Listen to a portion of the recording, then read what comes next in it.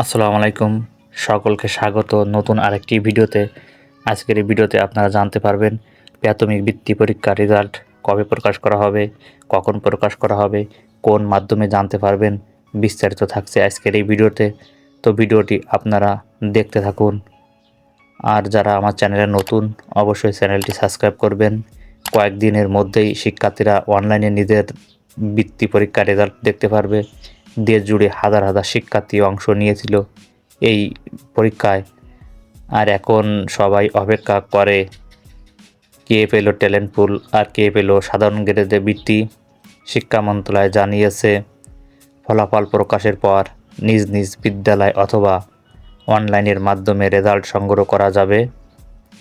Result দেখতে হলে প্রথমে অফিসিয়াল ওয়েবসাইটে প্রবেশ করুন, তারপর জেলার নাম, উপজেলার নাম এবং বিদ্যালয়ের তথ্য দিয়ে সহজেই ফলাফল দেখে নিন।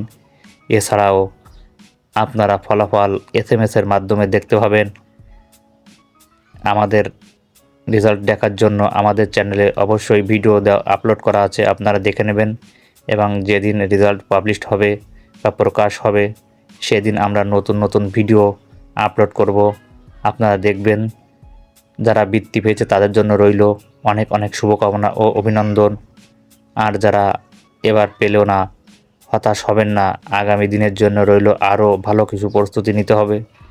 তো অবশ্যই যেদিন রেজাল্ট প্রকাশ হবে বা পাবলিশড হবে সেদিন সকালে আমাদের ভিডিও, আমাদের এই চ্যানেলের নতুন নতুন ভিডিও থাকবে।